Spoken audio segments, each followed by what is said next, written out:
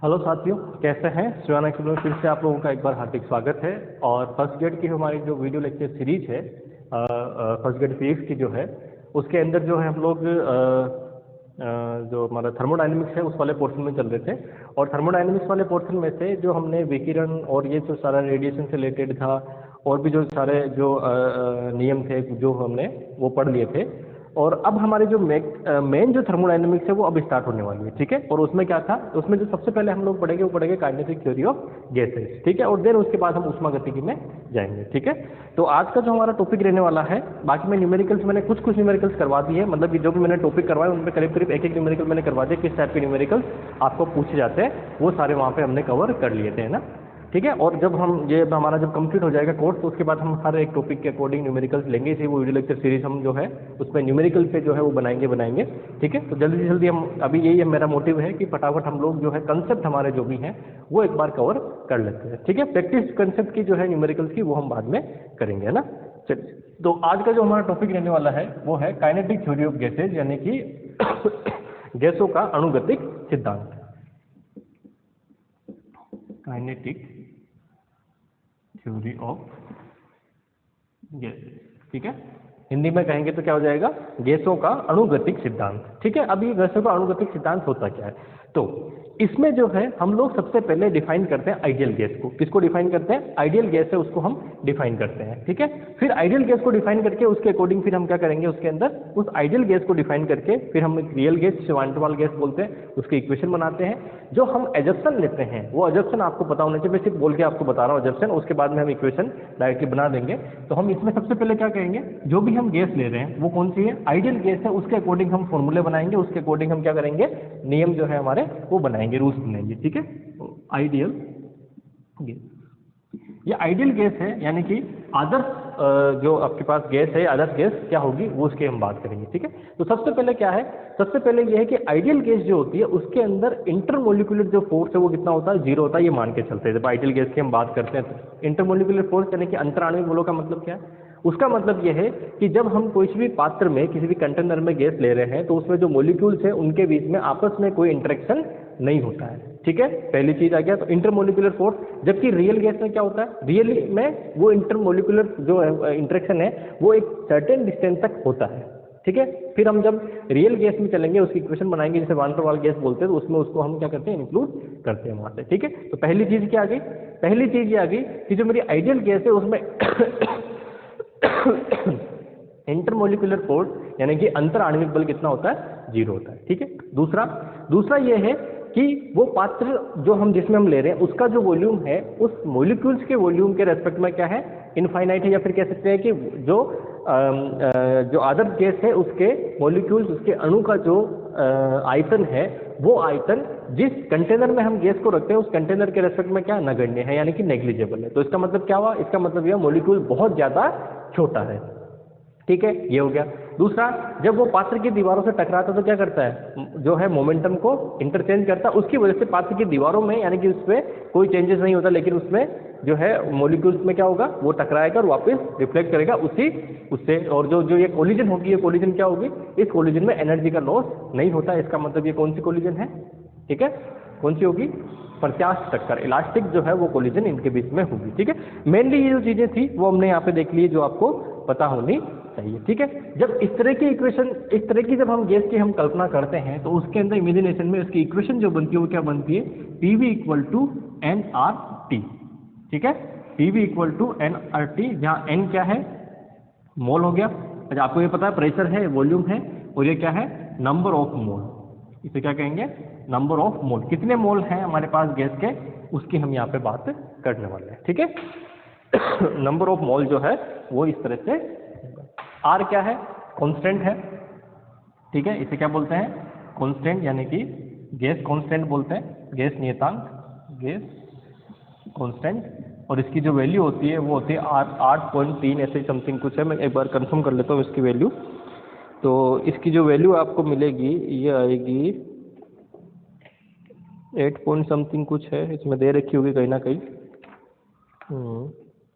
Value of are, हाँ ये 8.31, ठीक है, ये क्या है 8.31 जो है जूल, 8.31 जूल पर मोल और केल्विन, ये जो है इसकी वैल्यू होती है। अब इस आर में और के में भी के क्या है, के बोल्ट्जमैन रिलेशन है ना, बोल्ट्जमैन कांस्टेंट जो है उसमें इस आर में क्या होता है, रिलेशन होता है। वो रिलेशन मैं यहाँ लिख देता हूँ क्योंकि वो कई बार आपके पास जब न्यूमेरिकल क्वेश्चन करोगे तो उसमें वो काम आएगा। ठीक है, जो जो चीज़ें काम आ रही है वो मैं यहाँ पे लिख रहा हूँ आपके पास। ठीक है, चलिए। अच्छा, मोल निकालते कैसे, ये भी बड़ा इंपॉर्टेंट है। जब आप मोल की बात करते हो तो मोल का मतलब क्या है, मास ऑफ जो भी सब्सटेंट है उसका मास ग्राम में कितना है, डिवाइडेड बाय यहाँ जो आप लिखोगे वो क्या लिखोगे, एम, और इसको मैं लिख सकता हूँ मोलिकुलर वेट, यानी कि अणुभार है तो अणुभार के लिए जो हम लोग लिखते हैं उसको इस तरह से लिख सकते हैं।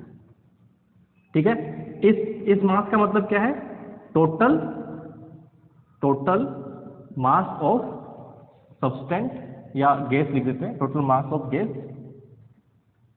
कोई सी भी गैस हो सकती है ना, टोटल मास ऑफ गैस। ठीक है, डिवाइडेड बाय ये एमडब्ल्यू क्या है, ये है मोलिकुलर वेट।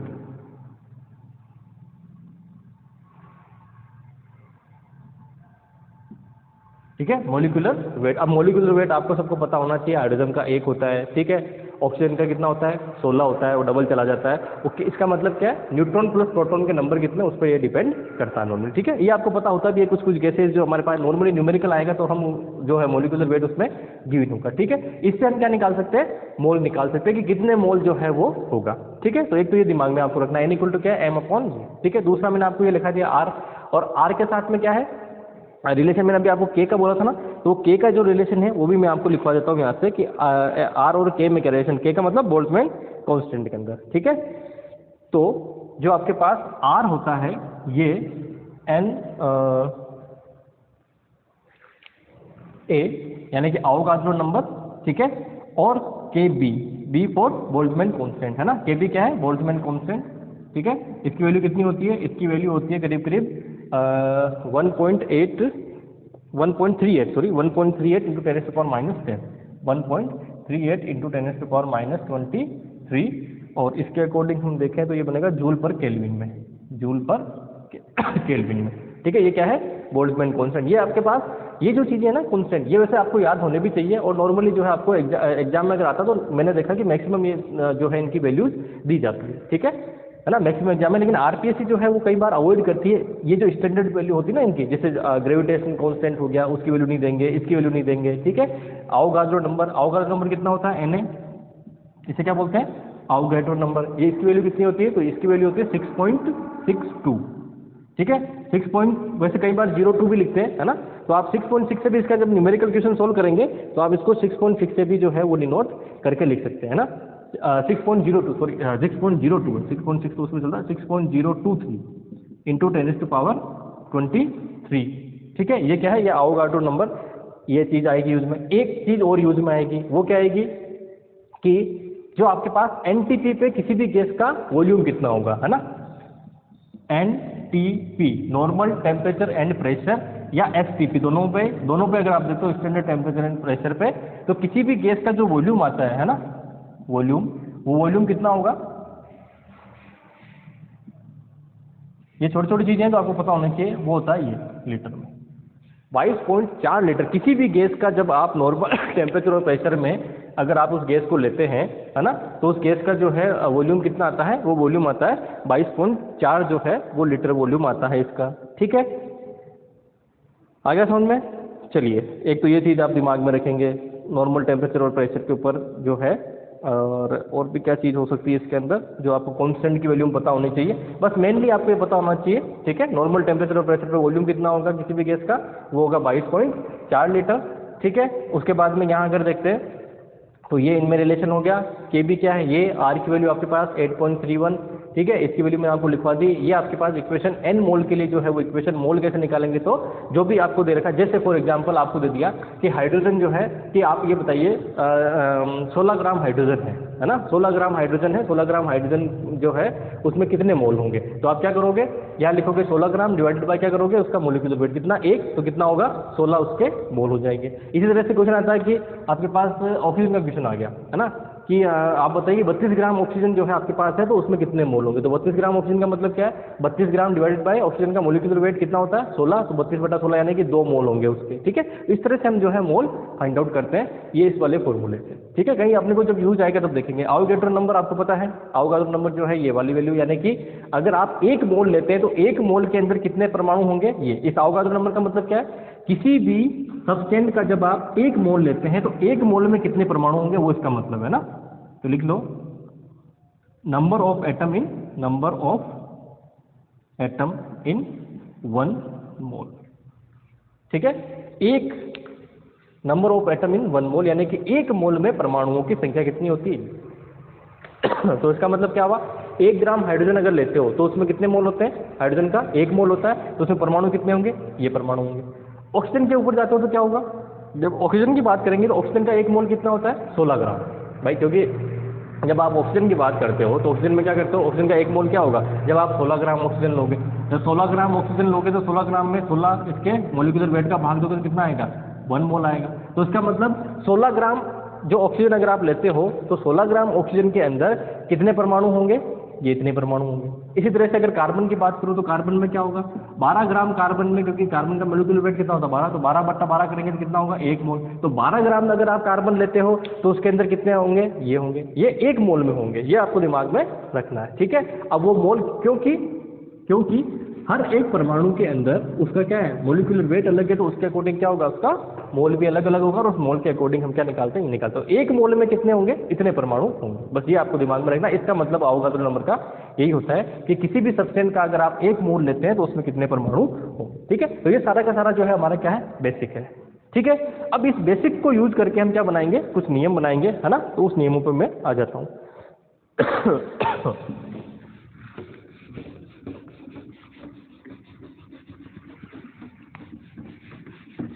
सब कुछ आइडियल गैस वाले पे चलेगा, है ना। अच्छा, वान डेर वाल इक्वेशन अगर आप लिखना चाहो तो वो मैं लिखवा दूंगा बाद में, फिर अपन जब उसको यूज करेंगे, क्योंकि वान डेर वाल इक्वेशन को हम अच्छे से देखेंगे उसमें जब रियल गैस को हम जब बीएससी वाला पोर्शन हमारा यूजी वाला होगा उसमें चलेंगे तो हम उसको थोड़ा सा और अच्छे से उसके सारी चीज़ें हैं वो देखने वाले हैं ना। तो मेनली सबसे पहले जो है इस जो हमने ये नियम बनाया है, इस नियम से अकॉर्डिंग हम लोग चलते हैं। तो कुछ नियम आते हैं आदर्श गैस से रिलेटेड, वो नियम जो है वो हम लोग यहाँ पे देखते हैं। ठीक है, तो इसमें वैसे काइनेटिक थ्योरी ऑफ गैसेस के लिए ये पहले दे रखा है तो उसके अकॉर्डिंग चल देते हैं। अच्छा, पहले प्रेशर का दे रखा है ना, कि pressure of an ideal gas, एक आइडियल गैस का प्रेशर कितना होता है ना, pressure of an ideal gas. पहले ये देख लेते हैं, ठीक है, और उसके बाद फिर हम आगे यहाँ से चलेंगे। अब प्रेशर ऑफ आइडियल गैस की अगर मैं बात करता हूँ तो यहाँ पे जो है मैक्सवेल थ्योरी ऑफ वेलोसिटी जो डिस्ट्रीब्यूशन है वो वाला जो आपके बीएससी में बहुत अच्छे से दे रखा है, तब मैं वो पढ़ाऊंगा, तो उसको मैं यूज़ करके और सारा उसका जो डिस्ट्रीब्यूशन फंक्शन है वो डिस्ट्रीब्यूशन फंक्शन लिखूंगा। देन डिस्ट्रीब्यूशन फंक्शन लिख के डिस्ट्रीब्यूशन फंक्शन से आप मोस्ट प्रोबेबल वेलोसिटी कितनी होगी, एवरेज वेलोसिटी कितनी होगी और आरएमएस वेलोसिटी कितनी होगी, वो सारी वहाँ से मैं लिखूंगा। लेकिन यहाँ पे क्योंकि उसका थोड़ा सा यूज़ कर रहा हूँ मैं, है ना, इसमें यूज़ किया हुआ आपके ये जो सीनियर सेकेंडरी वाला पोर्शन है उसको यूज़ करके आगे सोल्व किया हुआ है ना।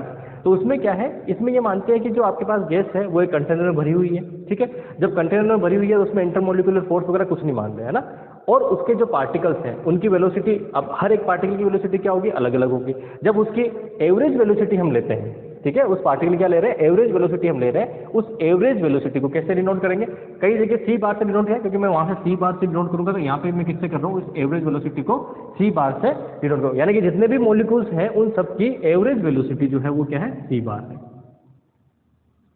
Average velocity of molecules of gas, है ना। Average velocity of molecules of gas, जो गैस के मॉलिक्यूल हैं उनकी जो एवरेज वेलोसिटी है वो कितनी है, ये वाली एवरेज वेलोसिटी है। ठीक है, अब अगर ये एवरेज वेलोसिटी है उसकी, ठीक है, इसको वी बार से भी डिनोट किया गया है, उसके अंदर आप किसी से भी ले सकते हैं, लेकिन क्योंकि सी बार जो है वो एक स्टैंडर्ड कांस्टेंट है तो इसलिए मैं इसको किससे डिनोट कर रहा हूँ, सी बार से डिनोट कर रहा हूँ। आपकी बुक में इसको वी बार से भी किया है, क्योंकि जब मैं आपको मैक्सवेल वेलोसिटी डिस्ट्रीब्यूशन जो पढ़ाऊंगा तो वहाँ पे हम सी से डिनोट करेंगे उसकी वेलोसिटी को ना, इसलिए मैं इसको किससे डिनोट कर रहा हूँ, सी बार से डिनोट कर रहा हूँ। जब आप इसको सी बार से डिनोट करते हैं तो फाइनल जो आपके पास इक्वेशन बनती है वो क्या बनती है प्रेशर की, वो बनती है, देखो उसके डेरिवेशन पे मैं नहीं जा रहा, मैं सीधा सीधा इसका जो है वो फाइनल वैल्यू जो है वो लिखने वाला हूँ यहाँ पे। और वो क्या है, वो ये वैल्यू ये है कि ये बनती है 1/3 m, m क्या है, मास ऑफ गैस, ठीक है, टोटल मास ऑफ गैस को, ठीक है, equal into c bar square divided by, इसमें आएगा इसका जो वॉल्यूम है ना, इसमें क्या आएगा, वॉल्यूम, ठीक है। तो m क्या है, total mass of gas, c मैंने आपको लिख दिया, v क्या है, वॉल्यूम ऑफ गैस, ठीक है। ये क्या है, टोटल मास ऑफ गैस, यानी कि गैस का कुल द्रव्यमान, v क्या है, गैस का जो है आयतन कितना है, ठीक है, यानी कि वॉल्यूम कितना है। जब ये इक्वेशन है तो ये आपको दिमाग में रखना है कि अगर आपके पास average velocity, mass of gas और वॉल्यूम ऑफ गैस गिवन है तो उस केस में क्या आपके पास इक्वेशन बनेगी। और इसको आप, जब आपको कंफ्यूजन रहे तो मैंने आपको पहले ही कहा, डायमेंशन जो मैंने आपको सबसे पहले पढ़ाया था, पहला ही वीडियो, उस डायमेंशन का मैंने यूज बताया था। कोई भी फॉर्मूला कंफ्यूजनिंग है आप डायमेंशन लिख के देख लीजिए, प्रेशर की डायमेंशन आनी चाहिए इसके इक्वल, आपके पास आराम से ये हो जाएगा, ठीक है। तो ये चीज आप यहाँ से दिमाग में रखेंगे। मैंने यहाँ वी क्यों नहीं लिया, उस वी नहीं लेने का रीजन ये है कि मैं वी यहाँ ऑलरेडी ले रहा हूँ, तो फिर वी में कंफ्यूजन, इसको स्मॉल लिखूँ इसको कैपिटल लिखूँ, वो कंफ्यूजन हो सकता है, इसलिए मैंने आपको सीधा सीधा, जब भी हम काइनेटिक थ्योरी और मतलब जब भी ये थर्मोडायनेमिक्स पढ़ेंगे उसमें वॉल्यूम का बहुत इंपॉर्टेंट आ जाता है, तो वो कैपिटल वी से इसको डिनोट करते हैं, तो वो मैं इसलिए बार बार इसको जो है वेलोसिटी को मैंने सी से डिनोट किया। बुक्स में जो है आपके स्मॉल वी से डिनोट किया, लेकिन वो फिर थोड़ा सा जब बोर्ड पे लिखता हूँ तो कंफ्यूजन हो सकता है, आप जब इसको लिखेंगे तो भी कंफ्यूजन हो सकता है, इसलिए मैंने इसको सी से डिनोट किया है आपके, ठीक है। चलिए यहाँ से इक्वेशन बन गई। इस इक्वेशन के अंदर जो है अगर मैं ये देखूँ रो क्या होगा, जिसको मैं डेंसिटी यानी कि घनत्व कहता हूँ, तो वो डेंसिटी क्या होती है, डेंसिटी होता है मास अपॉन वॉल्यूम, तो इसका मतलब क्या हुआ, ये हो गया मास अपॉन वॉल्यूम, ठीक है। तो इसको मैं आगे थोड़ा सा और चेंज कर सकता हूँ, ये हो जाएगा ρ/CV², ठीक है। ये बार है, ये -2 नहीं है ना, ये ध्यान रखना, ये क्या बार का मतलब एवरेज है ये, ठीक है, ये दिमाग में आप रखेंगे यहाँ पे, ठीक है। तो इसका मतलब क्या हुआ, जो आपके पास इक्वेशन अगर रो में हमें बनानी है तो प्रेशर क्या हुआ, 1/3 ρ/c² जो है, ये इक्वेशन किसकी बनेगी, प्रेशर की इक्वेशन बनेगी। अब मान लीजिए आप इसमें एनर्जी में इनमें रिलेशन, ये कई बार ये जो है ना, मैं अभी अब अगला वाला जो फॉर्मूला लिखने वाला हूँ, ये फॉर्मूला कई बार एग्जाम में सीधा सीधा मैंने देखा है। अब जो मैं लिखूंगा वो फॉर्मूला, ठीक है, और क्या लिखूंगा कि अगर मान लीजिए मैं बात करता हूँ किसकी, एनर्जी की, ठीक है, तो एनर्जी में इसमें क्या रिलेशन होगा, तो आप देखिए अभी यहाँ से फॉर्मूला क्या बन रहा है, ये बन रहा है P = 1/3 mc² divided by V, ठीक है। अब एनर्जी क्या होती है, तो एनर्जी होती है, अब आप चलिए एनर्जी में, तो एनर्जी जो होती है वो होती है 12 mv², ठीक है, क्या बनेगी 12 mv², तो mc² इक्वल टू कितना हो जाएगा 2e, तो इसको मैं 2e लिखता हूँ, तो क्या बन जाएगा P = 2/3 E/V, क्या बना 2/3 E/V। अब E/V को क्या लिख सकते हैं, अगर ये मान लीजिए V = 1 हो, V = 1 मीटर क्यूब हो, तो इसका मतलब क्या हुआ, इसका मतलब हुआ कि एकांक आयतन में जो ऊर्जा होगी वो कितने 2/3 प्रेशर के इक्वल होगी, ठीक है। तो यहाँ से मैं जो है E को थोड़ा सा डिनोट कर रहा हूँ, तो P = 2/3, P = 2/3, इसे मैंने लिख दिया E। अब यहाँ जो E है इसका मतलब क्या है, इसका मतलब है यहाँ पे इस वाले फॉर्मूले में, ये फॉर्मूला जो है इंपॉर्टेंट लगा लेना, और ये एग्जाम में कई बार पूछा गया है एग्जाम में, ठीक है, ये एग्जाम में आपको कई बार रिलेशन जो है पूछा गया है। और इस E का मतलब क्या है कि total energy per unit volume, ठीक है, क्या है, total energy per unit volume, यानी कि प्रति एकांक आयतन में ऊर्जा, प्रति एकांक आयतन में ऊर्जा, ये नहीं है, ये वाला इस फॉर्मूले के अकॉर्डिंग, ठीक है। और कंफ्यूजन है तो इसको E डैश कर लीजिए, ठीक है, इसको क्या कर लीजिए, E डैश कर लीजिए, तो ये क्या बन गया, एकांक आयतन में जो ऊर्जा है उसमें प्रेशर में क्या रिलेशन होता है, 2/3 वाला रिलेशन होता है। और ये एग्जाम में कई बार डायरेक्ट एग्जाम में पूछा जाता है, इसमें कई बार 5/3, कई बार 3/5 ये चीजें कर देते हैं, ठीक है। तो ये जो है ना, ये कांस्टेंट 2/3, ये बड़ा इंपॉर्टेंट है ना, ये आपको एग्जाम में कई बार सीधा सीधा पूछा गया है, ठीक है। तो कुल मिला के प्रेशर में जो आइडियल गैस का प्रेशर है वो क्या होगा, तो आइडियल गैस का प्रेशर ये होगा, ये होगा और ये होगा, ठीक है। ये आपस में तीनों मैंने आपको रिलेशन लिखवा दिए हैं, ठीक है। अब यहाँ से जो हम आगे चलेंगे और किसमें चलेंगे, वो चलेंगे हम लोग कि जो हमारे आदर्श गैस के समीकरण है जो है उस समीकरण से हम बहुत सारे फॉर्मूले या बहुत सारे नियम बनाएंगे और वो अलग अलग वैज्ञानिकों ने अलग अलग उस पर दिए हैं और उन नियमों से ही क्या बनी है आदर्श गैस की इक्वेशन बनी।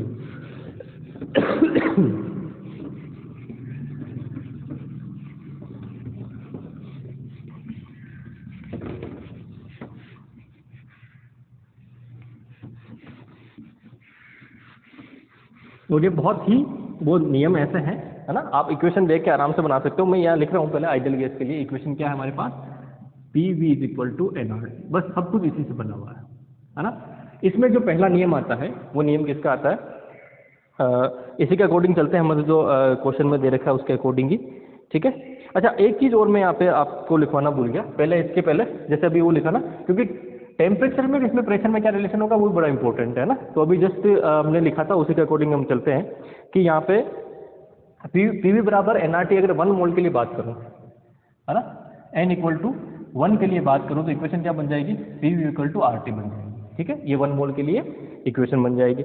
अब यहाँ से जो है मतलब टेम्परेचर इंक्लूड करना चाह रहा हूँ मैं इस इक्वेशन में, जो है वो जो हमारे अभी जस्ट इससे पहले प्रेशर की इक्वेशन थी उसमें टेम्परेचर इंक्लूड करना चाहते हैं। तो प्रेशर की इक्वेशन क्या थी हमारे पास, P = 1/3 कैपिटल M/V और C², ये इक्वेशन थी, ठीक है।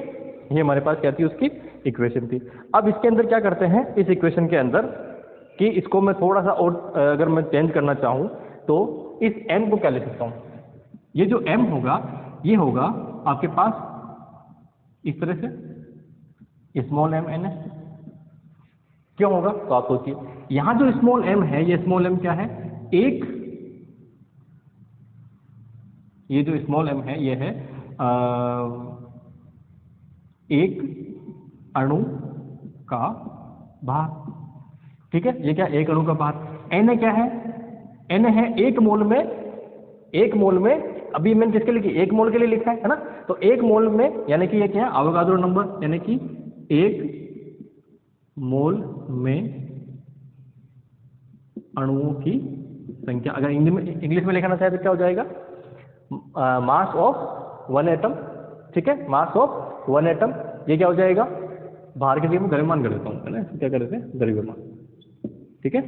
उसके बाद n क्या है, नंबर ऑफ मॉलिक्यूल्स इन 1 मोल, और 1 मोल के लिए इक्वेशन बना रहा हूं मैं। तो इस इक्वेशन में इस P को जो है मैं डिनोट कर सकता हूं किससे, Mn और C², ये C² है ना, डिवाइडेड बाय V, ठीक है। ये इक्वेशन क्या होगी, इस तरह से बन जाएगी। अब आगे जो इक्वेशन अगर मैं लिखूंगा तो वो इक्वेशन क्या बनेगी प्रेशर के लिए, है ना। तो P को यहाँ आप डिनोट ये लिख दीजिए, ये जो P है उसको यहाँ लिख देंगे।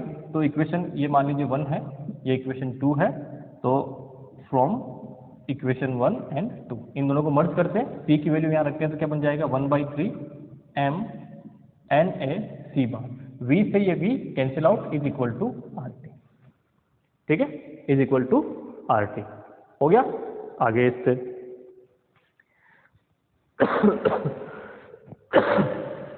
इक्वेशन में मुझे क्या करना है, मैंने अभी आपको क्या कहा, T मुझे इंक्लूड करना है, तो मैं क्या करता हूँ इसको एनर्जी में कन्वर्ट करता हूँ। तो एनर्जी क्या होती है हमारे पास, एनर्जी का अगर मैं फॉर्मूला देखूँ तो वो क्या था, 12 mc²। एक मोल के लिए एनर्जी देखेंगे क्या होगा भाई, काइनेटिक एनर्जी होगी सारी की सारी, उसकी कोई पोटेंशियल।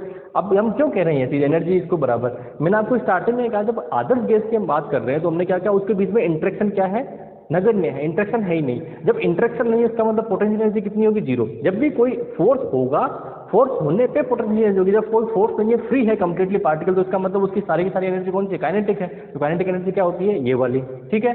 तो इसके अकॉर्डिंग क्या हो जाएगा, इसके अकॉर्डिंग अगर मैं इक्वेशन को चेंज करना चाहूँ तो मैं क्या करता हूँ, इसमें 1/2 से 1/2 दोनों तरफ डिवाइड कर देता हूँ, ठीक है। तो क्या बन जाएगा 1/2 M NaC², ये 3 इधर भेज देता हूँ, 2 से डिवाइड कर देता हूँ तो 3/2 RT लिख सकता हूँ ना मैं, ये 3 मैंने इधर भेज दिए और 1/2 से दोनों तरफ डिवाइड कर दिया, क्योंकि मुझे इक्वेशन उस तरह से बनानी है, ठीक है। हो गया यहाँ तक। अब इस Na को, क्योंकि मुझे एनर्जी में ये है, ये नहीं है, तो Na को इस तरह भेज दीजिए, तो 12 mc² = 3/2 RT/Na, ठीक है, ये भेज दिया। अब जो है ये मेरे पास किसके बराबर है, अगर ये मैं देखूं तो ये मेरे पास R/V मुझे इसमें चाहिए, तो R/Na को क्या लिखूंगा, R अपॉन N जो है वो मेरे पास किसके बराबर है, बोल्ट्जमैन कांस्टेंट के बराबर है। ठीक है, तो इस इक्वेशन को और अच्छे से लिख सकता हूँ, तो half m c bar square is equal to क्या हो जाएगा यहाँ से 3/2 और ये बन जाएगा KBT। अभी मैं बताऊंगा ये वाली चीज भी। 3/2 KBT जब हम डिग्री ऑफ फ्रीडम पढ़ेंगे, जब डिग्री ऑफ फ्रीडम पढ़ेंगे, डिग्री ऑफ फ्रीडम में आपके पास ये इक्वेशन बनेगी। डिग्री ऑफ फ्रीडम कितनी होती है, एक सिंगल मॉलिक्यूल जो होता है उसकी डिग्री ऑफ फ्रीडम कितनी होती है, 3 होती है। वो मैं वहाँ पढ़ाऊंगा, आपको सारी चीजें समझाऊंगा वहाँ पे, सिर्फ ट्रांसलेशन रिलेटेड। तो ये इक्वेशन आपके टोटल एनर्जी की बनेगी। तो इस इक्वेशन से देखिए ये कॉन्स्टेंट है, ये भी कॉन्स्टेंट है। तो हुआ क्या, ये मैंने क्यों करवाया, इसका रीजन है जब न्यूमेरिकल क्वेश्चन आता है ना तो वो इस तरह से बनता है।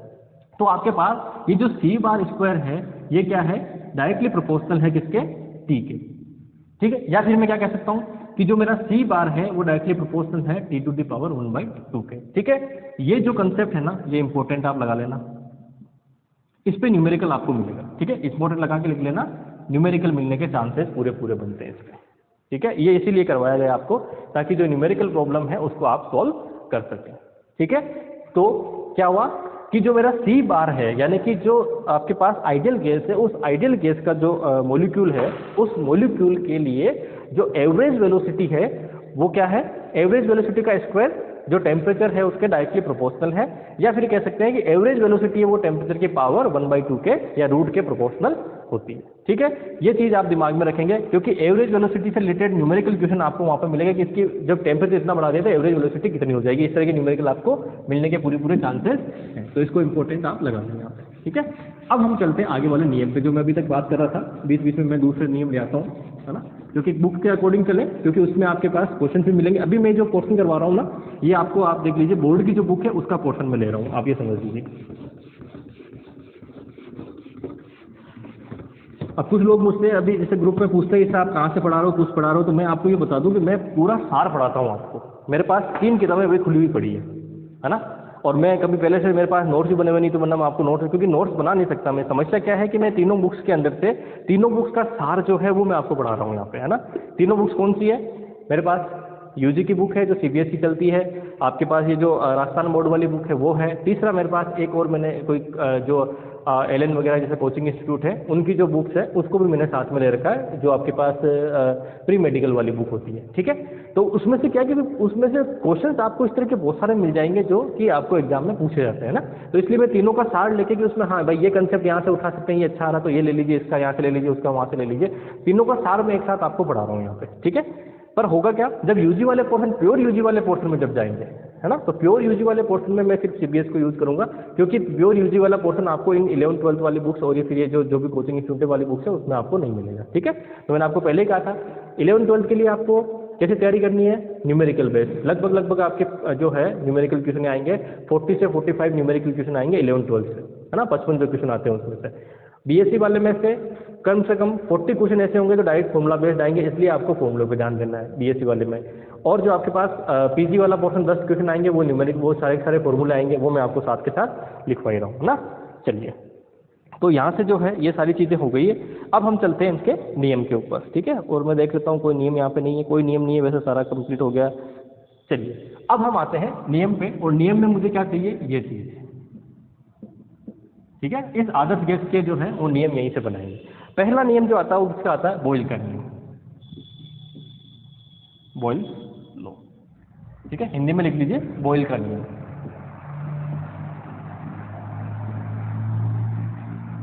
क्या नियम होगा, अब आप सोचिए। सिर्फ और सिर्फ इस इक्वेशन से सारे नियम बनने वाले हैं और कुछ नहीं है।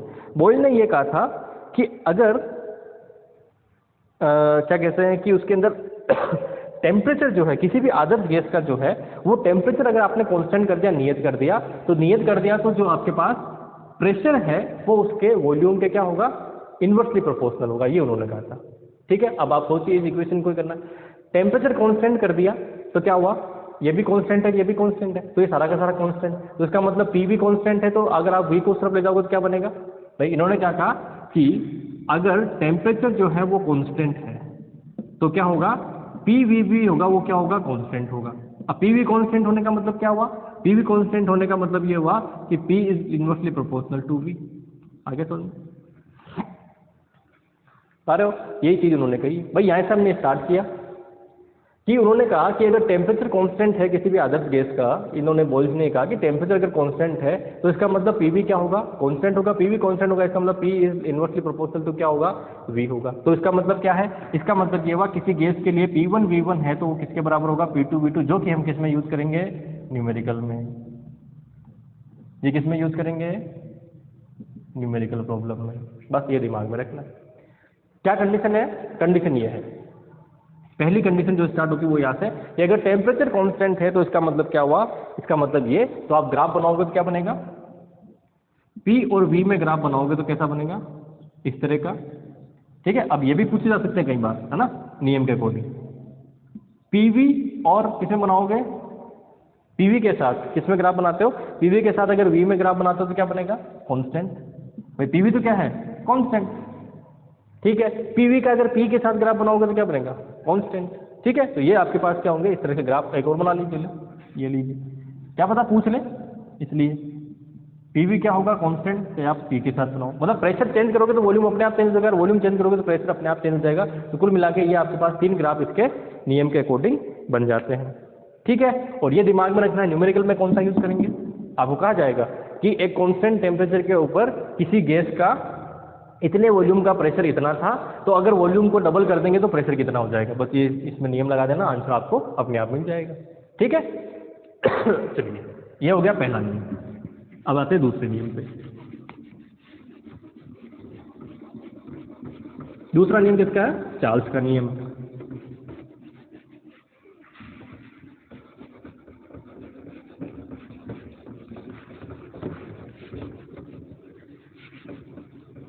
सही 2 मिनट तो भी काम चल जाता अपना। दूसरा नियम जो है वो है चार्ल्स का नियम। चार्ल्स, और हिंदी में लिखेंगे तो चार्ल्स का नियम। ठीक है, अब ये नियम क्या कहता है, अब उसमें से दो जो है हमारे पास, अभी क्या था, T कांस्टेंट क्या था, अब P कांस्टेंट कर दीजिए कि अगर मान लीजिए आदर्श गैस के लिए प्रेशर कांस्टेंट है तो ये कह रहे हैं कि V इज डायरेक्टली क्या होगा, T के प्रोपोर्शनल होगा। इसी ऑब्वियस सी बात है। अब ये कांस्टेंट है, ये दोनों कांस्टेंट है, तो इसका मतलब ये किसके प्रोपोर्शनल हो गया, इसके प्रोपोर्शनल हो गया। एक चीज कांस्टेंट कर दी दो। ठीक है, तो इसका मतलब क्या है, इसका मतलब है V अपॉन T जो है वो क्या होगा, एक कांस्टेंट होगा। V अपॉन T कांस्टेंट हो, हाँ V अपॉन T डिवाइड में जाएगा V अपॉन T कांस्टेंट, तो न्यूमेरिकल के लिए क्या हो जाएगा, V1 upon T1 is equal to V2 upon T2। किसके लिए आएगा, न्यूमेरिकल क्वेश्चन के लिए। मैं इसलिए लिखवा रहा हूँ ये चीज, है ना, ये क्या है, किसमें आएगा आपके काम में, न्यूमेरिकल जो क्वेश्चन है उसके अंदर काम में आ जाएगा। ठीक है भाई, कोई समस्या यहाँ तक होनी नहीं चाहिए वैसे तो। ठीक है, अब इसका ग्राफ बनाओगे तो ग्राफ कैसा बनेगा, किसमें, नियम तो ये कहता है हमारे पास कि V और T में ग्राफ बनाइए, स्ट्रेट लाइन बनेगा, क्योंकि क्या है, प्रोपोर्शनल है। ठीक है, दूसरा मैं ये ग्राफ इसलिए बना रहा हूँ क्योंकि पूछे जा सकते हैं एग्जाम में, कई बार कहेंगे चार्ल्स के नियम के अकॉर्डिंग कौन सा ग्राफ होगा। ठीक है, अब यहाँ से देखिए दूसरा ग्राफ क्या है, V अपॉन T और T में ग्राफ बनाइए तो क्या बनेगा, कांस्टेंट। V अपॉन T क्या है, कांस्टेंट, तो ये कांस्टेंट। ठीक है, तीसरा ग्राफ क्या बन सकता है, V अपॉन T और V में, तो क्या बनेगा, कांस्टेंट। ठीक है, ये सारे ग्राफ दोनों क्या बन जाएंगे, कांस्टेंट। टेम्परेचर चेंज करोगे तो होगा क्या, इसका मतलब क्या है कि अगर आप टेम्परेचर चेंज करोगे, है ना, टेम्परेचर चेंज करोगे तो वॉल्यूम अपने आप चेंज होगा, और वॉल्यूम चेंज करोगे तो टेम्परेचर अपने आप ही उसके अकॉर्डिंग चेंज होता रहेगा। तो V अपॉन T जो है वो ऑलवेज क्या आएगी, एक वैल्यू फिक्स आएगी, चाहे आप टेम्परेचर बढ़ा दीजिए चाहे आप वॉल्यूम बढ़ा दीजिए। ठीक है, ये इसका मतलब हुआ। चलिए नेक्स्ट, तीसरा नियम। अब क्या बचा है, जो बचा है उसको कांस्टेंट करते चलिए, आगे बढ़ते चलिए, अपने आप आपको नियम मिल जाएंगे।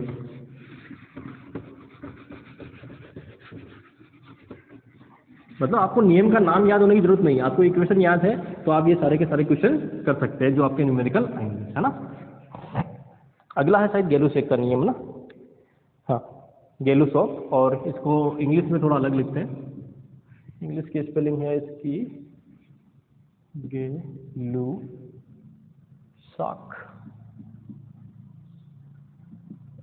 गैलुसॉक है ना, हिंदी में लिखते हैं गैलुसॉक का नियम। ठीक है, गैलुसॉक की ना, गैलुसॉक है ये नहीं है। ठीक है, ये नियम है। अब ये नियम क्या कहता है ये नियम, अब उसमें क्या बचा भाई, एक बार हमने इसको कांस्टेंट कर दिया, एक बार प्रेशर कांस्टेंट कर दिया, अब किसको कर दो, वॉल्यूम को कांस्टेंट कर दो। ठीक है, अब जब वॉल्यूम कांस्टेंट कर दोगे, ये कह रहा है कि आदर्श गैस के लिए क्या करो, वॉल्यूम जो है उसको कांस्टेंट कर दो। जब वॉल्यूम कांस्टेंट कर दोगे तो ये दोनों कांस्टेंट, ये से क्या हो गया, प्रोपोर्शनल। तो इसका कहने का मतलब हुआ कि जो प्रेशर है वो डायरेक्टली प्रोपोर्शनल किसके हुआ, टेम्परेचर के। तो P अपॉन T क्या हो जाएगा, कांस्टेंट। न्यूमेरिकल के लिए क्या करोगे, P upon T1 is equal to P2 upon T2। ये न्यूमेरिकल क्वेश्चन के लिए आ जाएगा काम आपके। और न्यूमेरिकल में क्या करेंगे, 3 चीज देखे एक चीज पूछने वाले हैं, तो आपके न्यूमेरिकल में ये काम हो जाएगा। ठीक है, तो ये किसका हुआ, ये हुआ गेउस का जो है वो नियम, वो किससे बना, PV बराबर nRT से, ये इक्वेशन फिर से बन गई। ठीक है, कोई समस्या यहाँ तक, वैसे तो नहीं होनी चाहिए। अच्छा, ग्राफ बनाओगे, बना लो फिर से। पहला ग्राफ क्या बनेगा, PT में क्या होगा, डायरेक्टली प्रोपोर्शनल।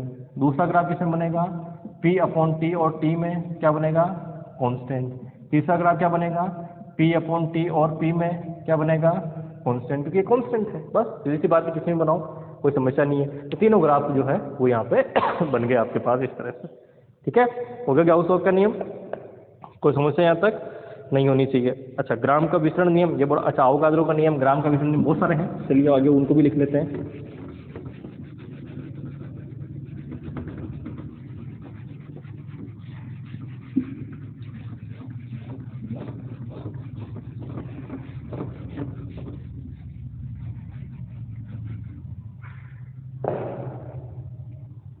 अगला जो नियम है वो है अपने पास अवोगाद्रो का नियम, है ना।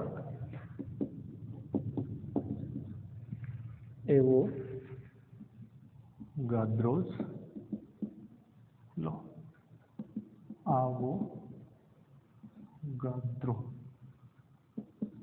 का नियम। ठीक है, अवोगाद्रो का नियम। अब अवोगाद्रो का नियम क्या कहता है, अवोगाद्रो का नियम ये कहता है कि अगर आपके पास दो गैस हैं A और B, तो उनका प्रेशर और वॉल्यूम अगर सेम है, क्या सेम है, प्रेशर अगर और वॉल्यूम अगर सेम है, तो उस केस के अंदर क्या होगा, उसमें नंबर ऑफ मोल भी क्या होंगे, सेम होंगे। अगर किसी गैस का प्रेशर और वॉल्यूम सेम है तो उसमें नंबर ऑफ वॉल्यूम क्या होंगे, नंबर ऑफ मोल क्या होंगे, वो सेम होंगे। ठीक है, तो क्या है इसमें कि P and V are constant for 2 gases, then जो उनके मोल्स होंगे N1 N2 वो क्या होंगे, सेम होंगे। क्यों होंगे, तो आप देखिए प्रेशर का इक्वेशन हमने क्या बनाई थी, 1/3। ठीक है, मोल के फॉर्म में अगर लिखूं तो ये इक्वेशन बनी थी आपके पास MN1, और यहां मैंने लिखा था C⁻² डिवाइडेड बाय V। ठीक है, ये इक्वेशन थी, है ना। अब दूसरी इक्वेशन देखिए, तो दूसरी इक्वेशन क्या कहती है दूसरी इक्वेशन ये कहती है कि P जो है दूसरी गैस के लिए वो भी क्या है, 1/3 N2 M2 C2² divided by P। दोनों में P भी सेम है ना, दोनों में क्या है, P भी सेम है। तो मैं इसको ऐसे भी लिख सकता हूँ कि P is equal to 1/3 N1 M1 C1² और इधर भी क्या बनेगा, P is equal to 1/3 N2 M2 और C2²। ठीक है, ये इक्वेशन बनी। अब जो है टेम्परेचर भी क्या है उनका, सेम है। मान लीजिए टेम्परेचर जो है वो भी समान, अच्छा इसमें ये भी लिख लेंगे, टेम्परेचर भी क्या है, सेम टेम्परेचर है, तीनों चीजें हैं वो सेम है।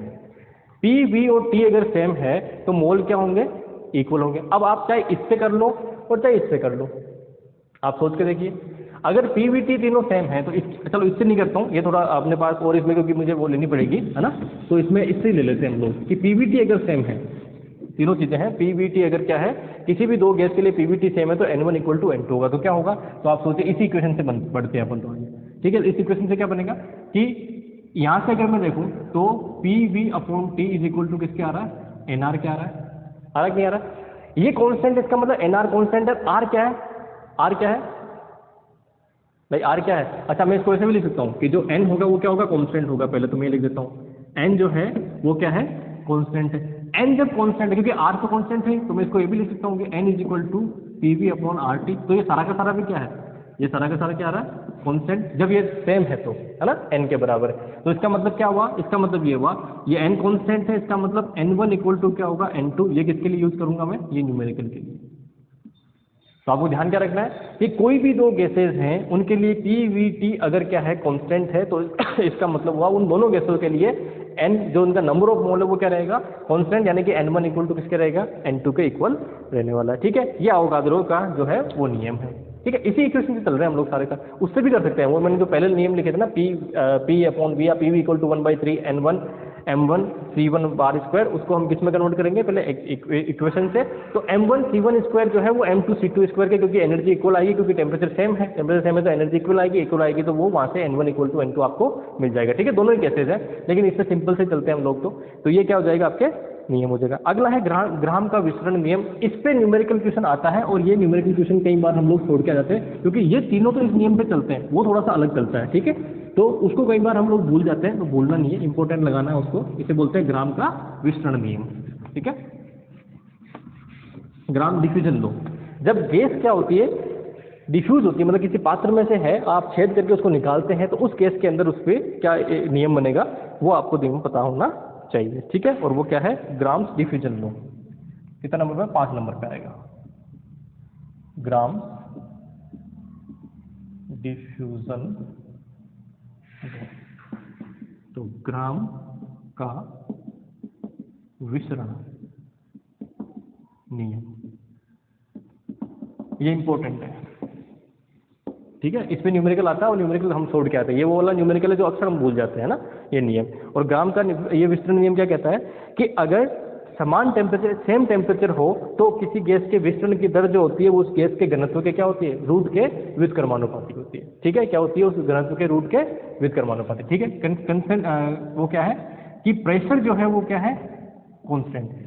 अगर हम किसी भी गैस का जिस कंटेनर में भर रखा है उसका प्रेशर क्या करें, कांस्टेंट प्रेशर पे रखते हैं, तो उसमें से जो निकलने वाली गैस होगी, उसमें जो निकलने गैस जो डिफ्यूज हो रही है, जो विसरित हो रही है, वो जो गैस होगी उसकी रेट, विसरण की दर जो है, रेट ऑफ डिफ्यूजन जो है, वो किसके होगी, इन्वर्सली प्रोपोर्शनल होगी जो गैस है उसके डेंसिटी के पावर 1/2 के। ठीक है, तो जब प्रेशर कांस्टेंट है तो ये लिख देता हूं, rate of diffusion of gas जो R है, तो ये जो R है ये क्या होगी, ये होगी इनवर्सली प्रोपोर्शनल टू रो, और रो क्या है, डेंसिटी ऑफ गैस। बस ये थोड़ा दिमाग में रखिए, इसको इंपॉर्टेंट आप लगा लें।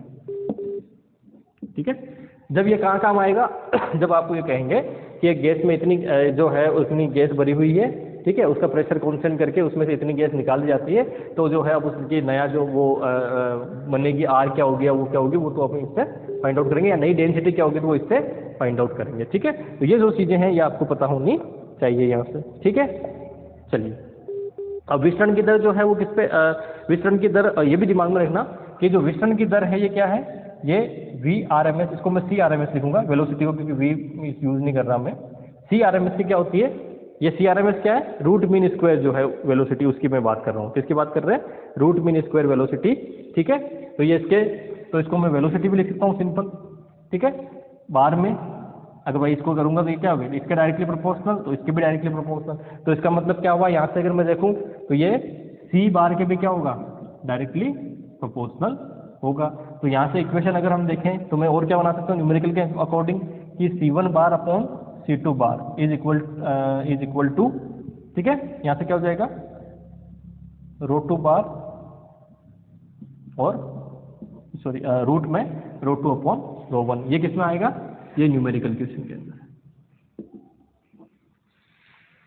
यानी कि विसरण की दर जो है वो किसके, वेलोसिटी, कौन सी, CRMS के वेलोसिटी के प्रोपोर्शनल। CRMS और ये दोनों क्या है, क्योंकि वो कौन भाई न्यूमेरिकल वैल्यू चेंज होगी दोनों, बाकी तो क्या है सब सेम ही रहेगा। तो ये स्कूल मिला के इस तरह से हम लोग लिख सकते हैं। ये CRMS और ये क्या है, ये सब मैं आपको लिखवाऊंगा जब हम मैक्सवेल डिस्ट्रीब्यूशन लो करेंगे, उसके अंदर मैं सारी की सारी चीज़ें कैसे निकालते हैं वो मैं आपको वहाँ सारी बताने वाला हूँ। ठीक है, तो वो मैं एक साथ लिखूंगा ताकि आपको बार बार कन्फ्यूजन नहीं हो। मोस्ट प्रोबेबल भी CRMS भी और ये जो अपने पास एवरेज भी है ना, और उनमें से एक न्यूमेरिकल क्वेश्चन सीधा जो फॉर्मूला है ना वो पूछते हैं कि most probable Maxwell distribution function के अकॉर्डिंग जो है आपके पास कौन सी इसमें आरएमएस वैल्यू जो होगी या फिर मोस्ट प्रोबेबल वैल्यू होगी या फिर एवरेज वैल्यू होगी, वो एक न्यूमेरिकल क्वेश्चन आप न्यूमेरिकल क्या वो जो फॉर्मूला ना मैं कह रहा हूँ बीएससी से जो फॉर्मूला था वो एक फिक्स फॉर्मूला और हर बार एग्जाम में इन तीनों में से कोई एक पूछते हैं। ठीक है, ये आप दिमाग में रखेंगे यहाँ से।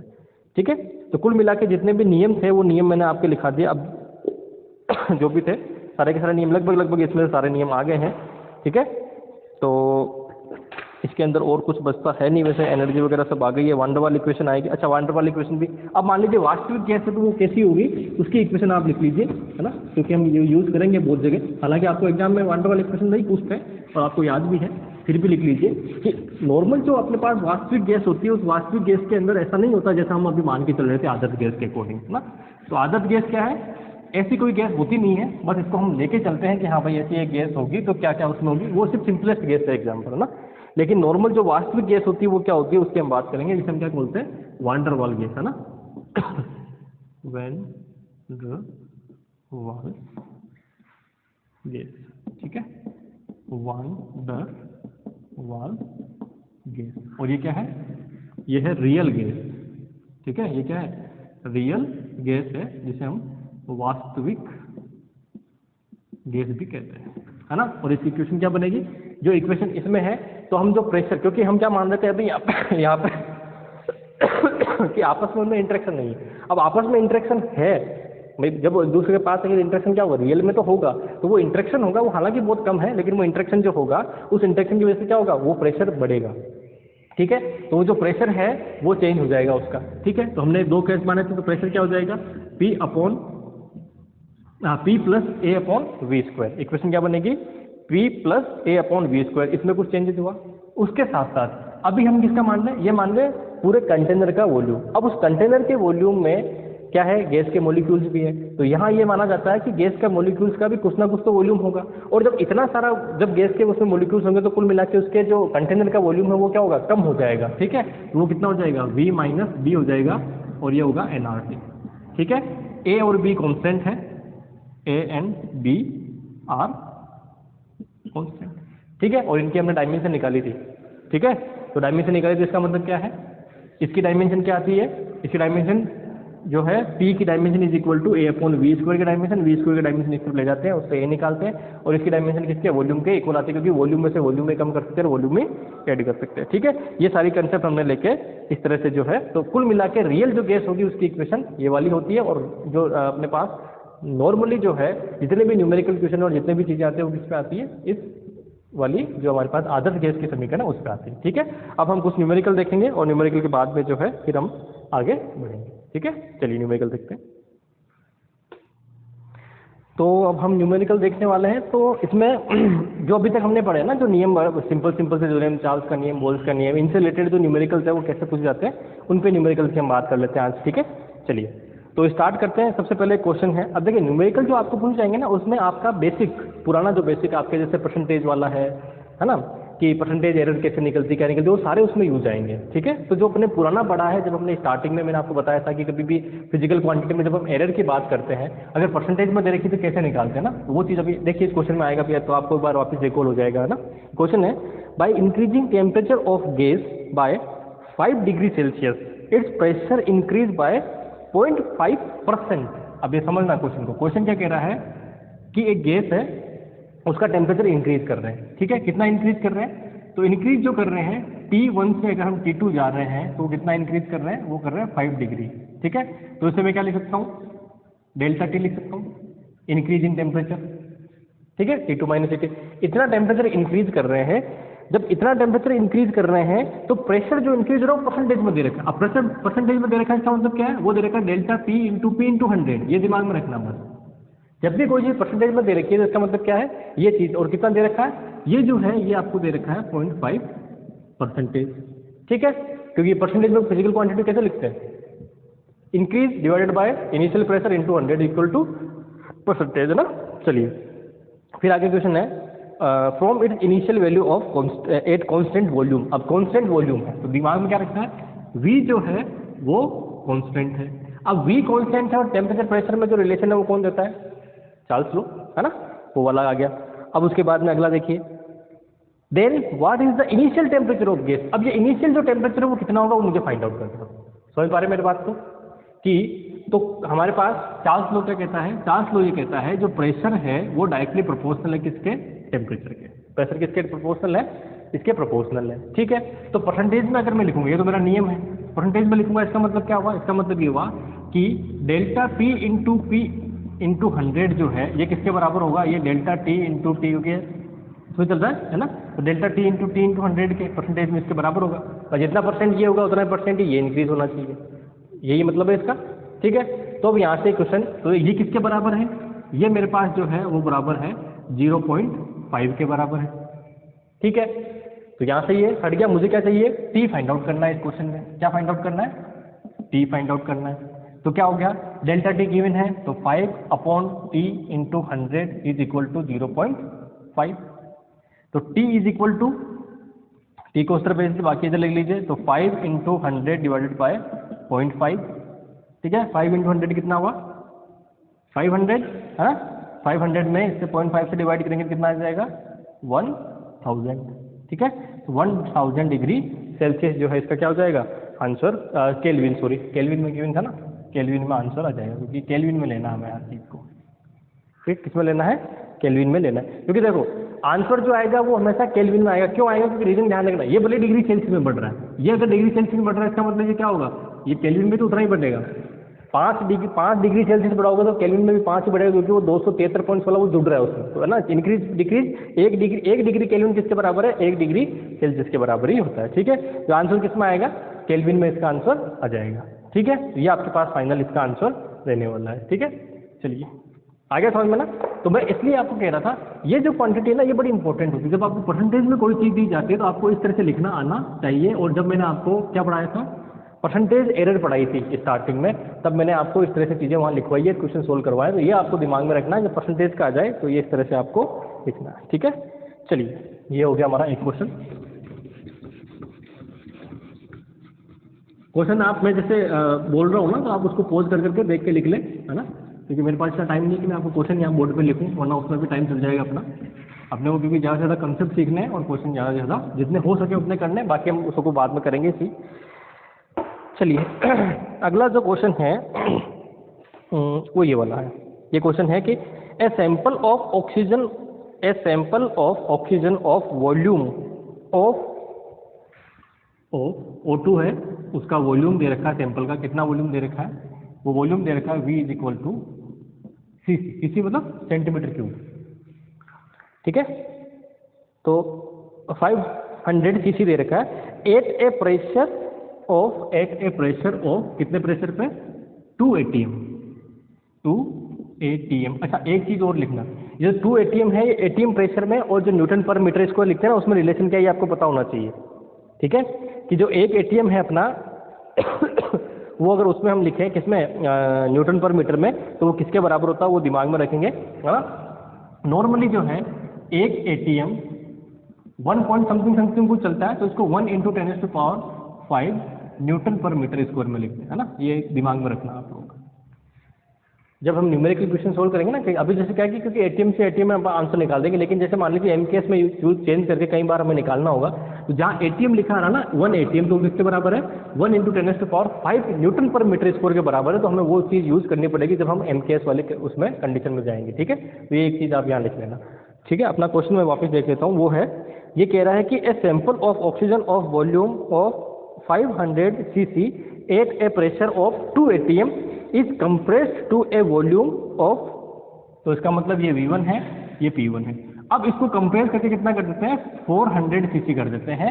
तो ये पूछा गया कि प्रेशर की वैल्यू कितनी होगी, ठीक है। पूरा क्वेश्चन ये है, तो compress to a volume of 100 cc what pressure is needed to do this in the temperature is keeped constant. अब ये भी दिमाग में रखना, टेम्परेचर इज कीप्ड कांस्टेंट, तो T क्या है, वो कांस्टेंट है। अब T कांस्टेंट है, V और P ये चेंजेस हो रहे हैं। कौन सा नियम है, पहला ही नियम, बॉयल का नियम, है ना। बॉयल का नियम क्या कहता है, बॉयल का नियम ये कहता है कि PV is equal to constant, या मैंने क्या कहा न्यूमेरिकल कैसे करते हैं, P1 V1 is equal to P2 V2, ठीक है। तो आपको फाइंड आउट क्या करना है, P2 फाइंड आउट करना है। तो वो क्या हो जाएगा, P1 V1 अपॉन V2, ठीक है, P1 V1, क्योंकि अब आपको क्योंकि इसमें ATM में चलना है तो दोनों CC में दे रखा है तो चेंज करने की जरूरत है नहीं। तो ये divided by this into pressure कितना है 280, ठीक है। तो ये कैंसिल आउट हो जाएगा, इधर से ये 2 टाइम्स, तो कुल मिला के कितना हो जाएगा, 2 से इसको डिवाइड कर देंगे तो 2.5 है ना, 2.5 ATM। तो प्रेशर कितना है 2.5 ATM। तो इंक्रीज कितना हुआ, अगर यही क्वेश्चन होता कि कितना इंक्रीज हुआ, तो कितना इंक्रीज हुआ 0.5 ATM जो है वो इसमें इंक्रीज हो जाएगा, ठीक है। प्रेशर कितना हो गया, अब प्रेशर इतना हो गया, और इंक्रीज अगर क्वेश्चन में तो इंक्रीज कितना हुआ, तो आप दिमाग में ध्यान रखना। अब देखो क्वेश्चन जो है आंसर निकाल के भी कई बार हम गलत करके आ जाएंगे, क्या हो जाएगा, अब इन्होंने ये पूछा है कि प्रेशर कितना हुआ, तो प्रेशर कितना हुआ 2.5 ATM, अब प्रेशर हो गया। अब यही क्वेश्चन होता है कि प्रेशर कितना इंक्रीज हो जाएगा, तो इंक्रीज कितना हो जाएगा, delta P is equal to P2 minus P1, यानी कि जो बाद में है उसमें से माइनस कर लो, ठीक है। तो कितना हुआ 0.5 ATM। इंक्रीज कितना हुआ, ये इंक्रीज हुआ, और हो कितना गया वैल्यू हो गई इतनी, भाई 2 से 2.5 हो गया, ठीक है। तो इंक्रीज कितना हो गया 0.5। तो क्वेश्चन को ढंग से पढ़ें कि क्वेश्चन में लिखा हुआ क्या है ना। चलिए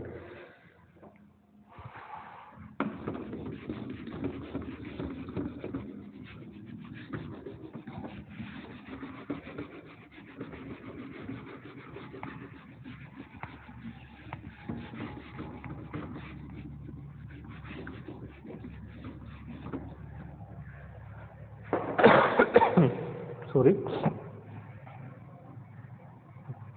अगला देख लीजिए क्वेश्चन, ये वाला हो गया है। ये क्वेश्चन बड़ा अच्छा क्वेश्चन है, ये देखिए, ये क्वेश्चन कह रहा है कि a vessel of volume 8 into 10⁻³ metre cube. Question में वॉल्यूम दे रखा है, कितना दे रखा है वेसल का वॉल्यूम, ये दे रखा है 8 into 10⁻³ metre cube, -3 metre cube. contain an ideal gas 8 300 kelvin, temperature कितना है 300 केल्विन, ठीक है। उसके बाद एंड 200 किलो पास्कल, तो प्रेशर कितना है 200 किलो पास्कल, ठीक है। चलिए द गे, अब समझ आ गया लाइन क्या कहता है, एक कंटेनर है, एक वेसल है, उस वेसल के अंदर हमने क्या किया है, इसका वॉल्यूम कितना है, इतना इसका वॉल्यूम है, उसमें आइडियल गैस भरी है, उस टेम्परेचर कितना है 300 केल्विन, और उसमें प्रेशर कितना है 200 किलो पास्कल उसका वो है, ठीक है। अब आगे देखिए, आगे क्वेश्चन में ये कह रहा है कि the gas is allowed to leak till its pressure fall to 125 kilo pascal. अब क्या है कि उस वेसल के अंदर से लीकेज हो रहा है गैस का, है ना, वो बाहर निकल रही है, और कब तक निकल रही है, जब तक कि उसका प्रेशर, ये जो P1 में लेता हूँ, ये P1 जो है कितना नहीं हो जाए 125 किलो पास्कल नहीं हो जाए, ठीक है, तब तक गैस निकल रही है, ठीक है। तो गैस से निकल रही है, वेसल में से निकल रही है, ठीक है।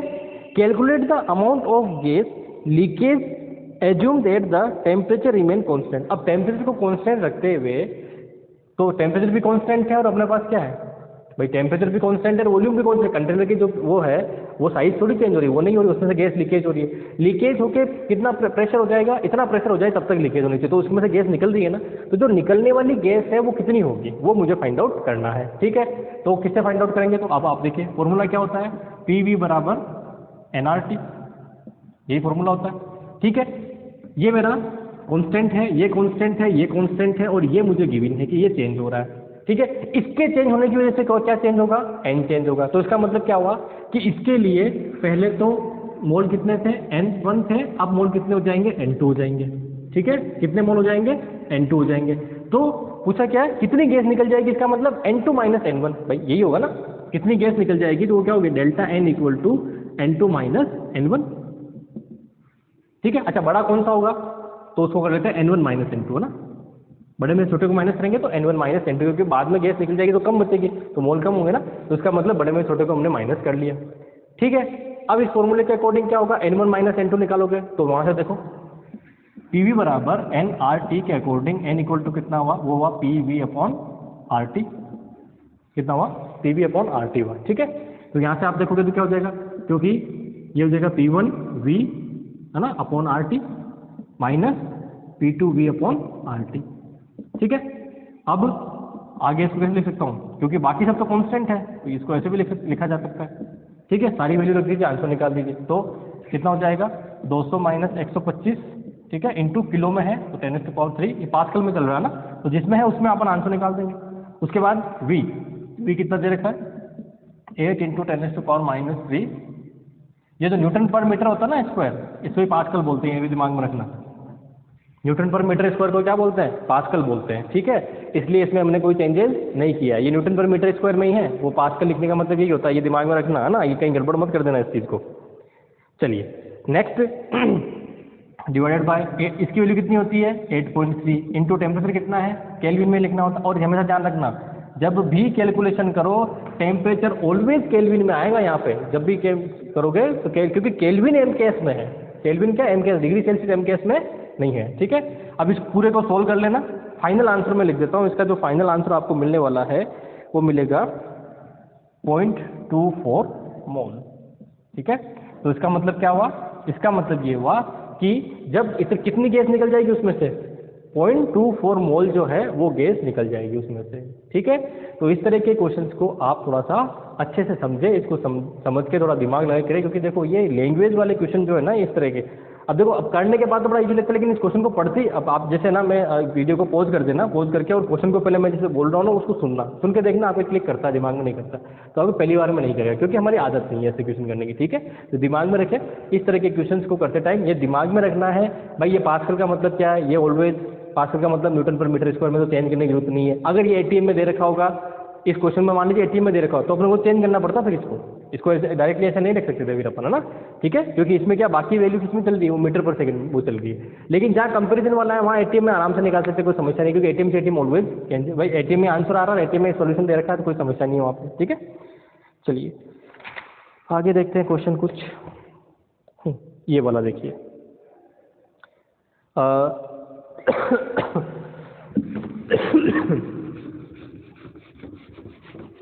थोड़ा वायरल का अभी भी असर है, खांसी नहीं जा रही है काफ़ी दिन से, पर कोई बात नहीं, इतना मैनेज किया जा सकता है।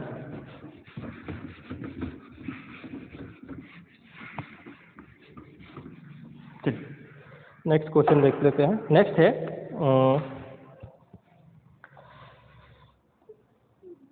ए सैंपल ऑफ O2, है ना, ए सैंपल ऑफ O2 यानी कि oxygen is at a pressure of 1 atm, ठीक है। तो क्वेश्चन में हमारे पास ऑक्सीजन दे रखी है और प्रेशर दे रखा है 1 atm, ठीक है। फिर आगे लिखा गया है व्हेन द वॉल्यूम इज, अब इस जब एटीएम कितना है, जब वॉल्यूम कितना है हमारे पास, सॉरी V1 100 मिलीलीटर, ठीक है। And its temperature is, temperature भी गिवन है, टेम्परेचर कितना है, and its temperature is 27 degree Celsius, ठीक है। तीनों चीज़ें हमें दे रखी है, तो 27 डिग्री सेल्सियस, ठीक है, यही है।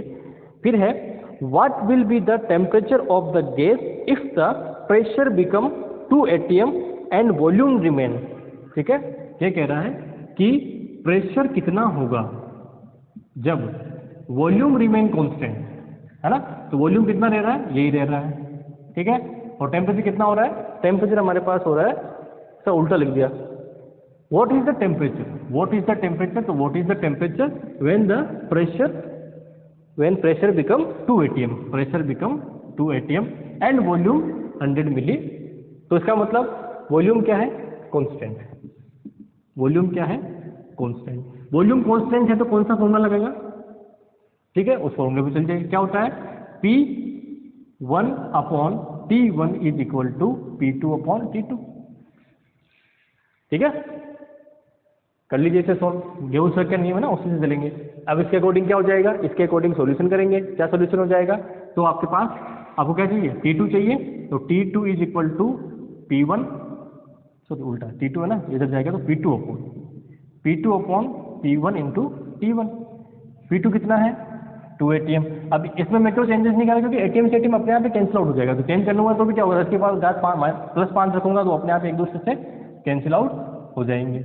इनटू ये कितना है, अब सेल्सियस में है तो आंसर भी किस में आ जाएगा, सेल्सियस में आ जाएगा, कोई समस्या है नहीं, 27 डिग्री सेल्सियस। ठीक है, इसको यहाँ से काट दीजिए तो T2 इक्वल टू कितना आ जाएगा, ये आ जाएगा 20 डबल हो जाएगा ना, तो ATM से ATM कैंसिल होगा, ये हो जाएगा 27 दूना 54 डिग्री सेल्सियस। ठीक है,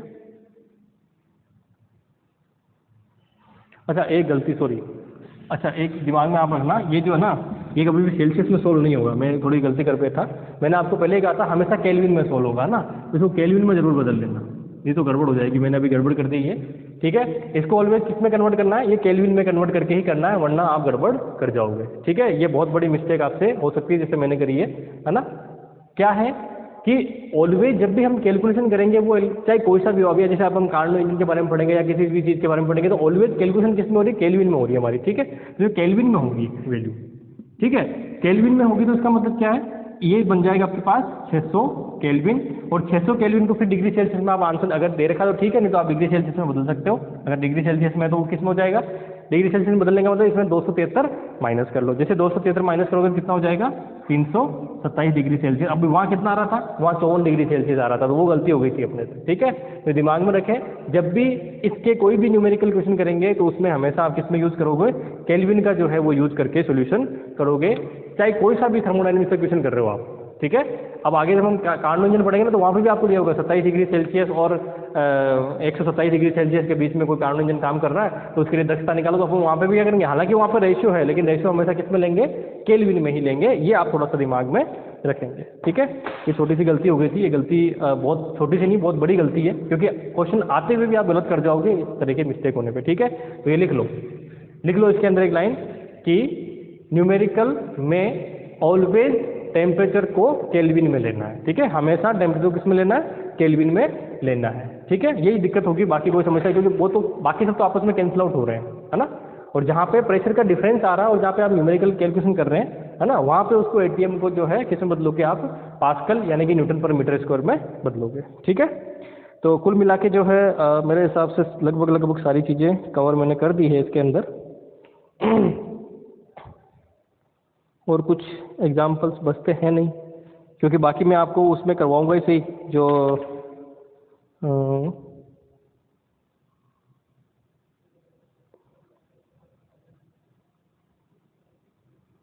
ये अपन वहाँ देखेंगे, इसे ये भी हो जाएंगे क्वेश्चंस, और ये अभी हमने पढ़ा नहीं है तो इसको हम छोड़ देंगे, क्योंकि डिग्री ऑफ फ्रीडम की क्वेश्चन है तो वो अपन बाद अगले वाले में उसमें देखेंगे, और वांडरवाल गैस इक्वेशन का वो भी हम कर देंगे। ठीक है, चलिए, तो आज अपना टाइम वैसे हो चुका है, काफ़ी कुछ अपने करा दिया, 1 घंटे से ऊपर टाइम हो गया। ठीक है, तो नेक्स्ट टाइम जो है हम लोग वांडरवाल गैस इक्वेशन से वापस स्टार्ट करेंगे, उसके कुछ क्रिटिकल टेम्परेचर, क्रिटिकल प्रेशर और क्रिटिकल जो है वॉल्यूम वगैरह वो वहाँ से फाइंड आउट करेंगे। फिर उसके बाद में डिग्री ऑफ फ्रीडम पे जाएंगे। डिग्री ऑफ फ्रीडम जो है वो तीनों परमाणु जो है कि एक परमाणु अणु, द्वि परमाणु अणु और त्रिपरमाणु अणु यानी कि मोनोएटॉमिक, डायटॉमिक और ट्राइएटॉमिक जो मॉलिक्यूल्स है उनके लिए कैसे डिग्री ऑफ फ्रीडम हम फाइंड आउट करेंगे, वो सारी चीज़ें देखेंगे। ठीक है, और उसके बाद में उसकी एनर्जी जो है जो अपने पास ऊर्जा संविभाजन का सिद्धांत जो है वो देखेंगे, थ्योरी ऑफ, या फिर कह सकते हैं कि प्रिंसिपल ऑफ इक्विपार्टीशन एनर्जी, वो वाला देखेंगे। देन उसके बाद में जो है मैक्सवेल का जो अपना जो वेलोसिटी डिस्ट्रीब्यूशन फंक्शन है उसको लेके फिर वो सारी चीज़ें जो फॉर्मूले हैं, जो बीएससी का थोड़ा सा उसमें जो है एडिशन आ जाएगा, वो मिक्सचर चलेगा 11, 12 और बीएससी दोनों का, वो हम जो है अगले वीडियो में देखने वाले हैं। ठीक है, तो आज के लिए इतना ही काफ़ी है। Thank you very much.